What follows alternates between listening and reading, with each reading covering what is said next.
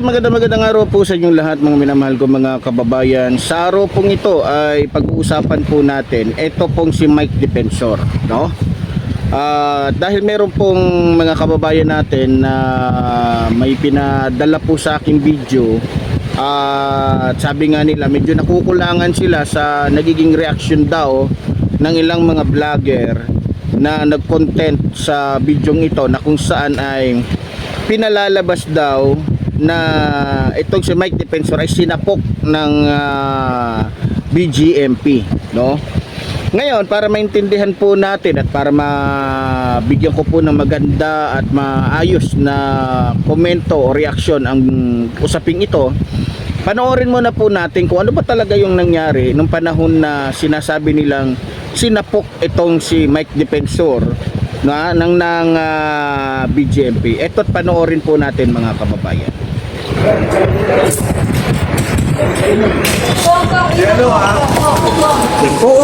Wait lang. Grabe naman. Grabe naman yan. Grabe naman yung ginagawa niyo.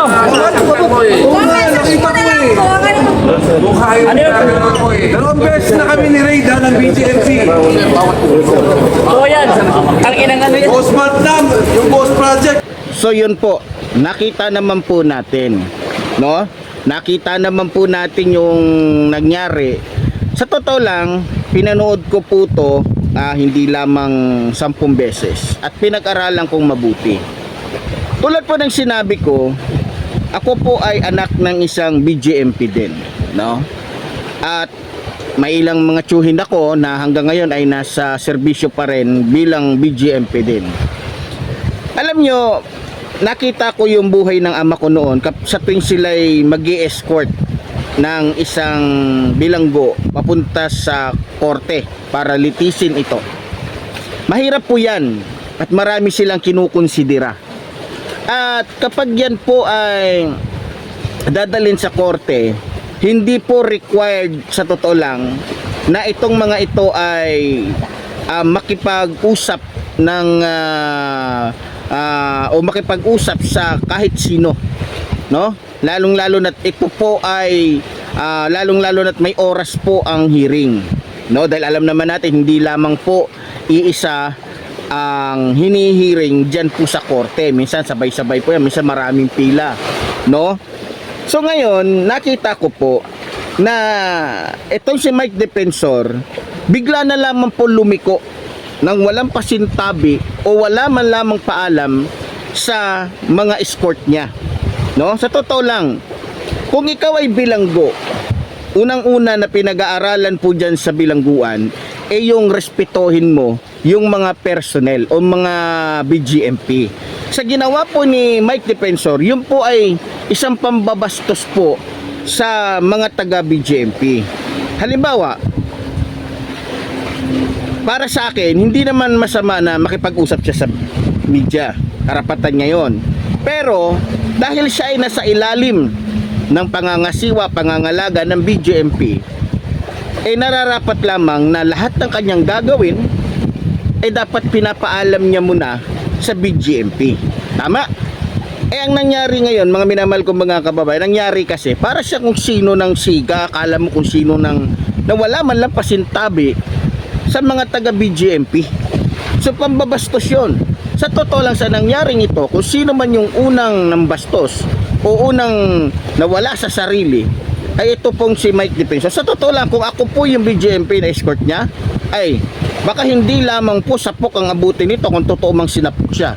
Pero nakikita po natin sa ibang bahagi ng video, wala naman pong pananapok. Yun po ay isang pagharang lamang para dumiretso siya sa korte. Kasi hindi naman siya nilabas ng BGMP para makipag-usap. Hindi naman siya nilabas ng BGMP para ang schedule niya makipag-usap sa mga media na kung saan ang sasabihin lang naman niya ay puro kasinungalingan. Tama? So ngayon, para sa akin, alam niyo sa totoo lang, ako nakikita ko yung ugali talaga ng mga DDS, ano? Napanood ko yung kanilang pagbabanta, minamarkahan pa nila yung itsura ng opisyal yung isa dun na BGMP, biro nyo. Talagang pinagbabantaan na yung buhay ng opisyal na ito. Talagang grabe sila. No? Sa totoo lang, kung ibang BJMP official ang ginanon ni Mike Defensor, baka kinabukasan wala nang Mike Defensor. Kasi sa totoo lang, kung gagamitin ng mga taga BJMP yung kanilang kapangyarihan sa loob ng kulungan, marami pong pwedeng mangyari kay Mike Defensor. Pwedeng palabasin na namatay siya dahil binangungot kahit hindi naman. Pwede siyang palabasin na nagbigte dahil hindi kinaya yung problema kahit hindi naman. Maraming pwedeng gawin kay Mike Defensor. Kaya dapat itong si Mike Defensor, umayos-ayos ka. Hindi porket mayaman ka, hindi porket mapera ka, maimpluwensya ka, may mga kaalyado ka, pati yung mga opisyal ng gobyerno, bababuyin mo na, babastusin mo, palibasa ka sa negosyo mo, kababuyan. Ha? Anong kaso ni Mike Defensor? Ha? Human trafficking. Talagang bastos ito. Kitang-kita niyo yung mata ng demonyo. Kung titigan niya, kung anuhin niya yung mga opisyal ng BJMP. Yan ang tunay na ugali ng mga nitong ni Defensor. Kaya para sa akin, nararapat lang na talagang mabulok po yung taong ito sa kulungan. Yung mga ganong uri ng kasi sa totoo lang nalimutan yata ni Mike Defensor na dyan sa BJMP may kapangyarihan ang BJMP at may kakayahan ang BJMP para pagaanin ang kaso ng isang preso.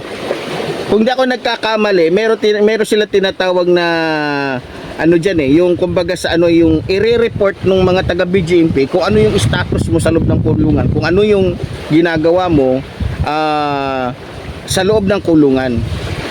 Sila yung nagbibigay ng report doon sa korte.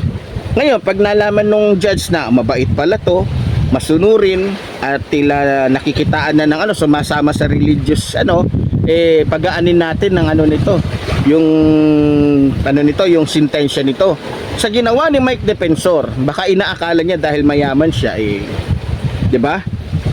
Kung sa bagay hindi na kasi baka itong sa Mike Defensor desperado na, kaya hindi niya naisip yun. Ang iniisip lang niya dahil mapera ako, marami akong pwedeng lagyan, ako dito sa loob, VIP ako dahil yung regional director ng BJMP, provincial director ng BJMP, kaya kong bayaran.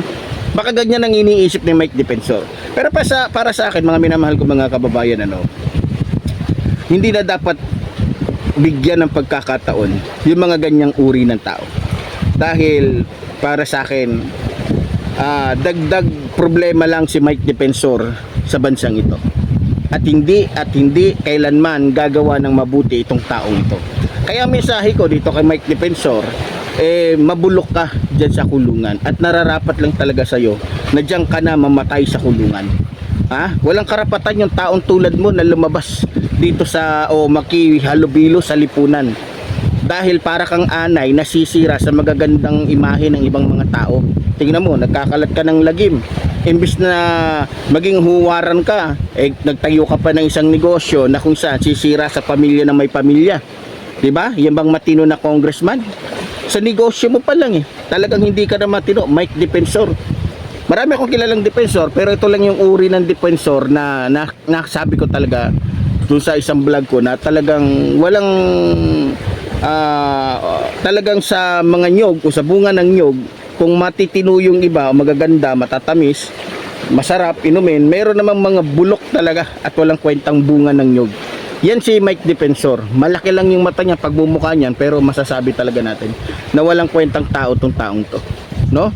So sa mga taga-suporta ni Mike Defensor, kahit anong gawin ninyong kadramahan, kahit mag-post pa kayo, kahit mag-drama effect pa kayo, kahit anong palabasin ninyo, sa ginagawa ninyo na sinisiraan pa ninyo yung BJMP, lalo nyo lang pinasasama yung sitwasyon ni Mike Defensor dun sa loob. Bakit sa tingin ninyo papayag yung mga taga BJMP na ganun-ganun ninyo na lang sila?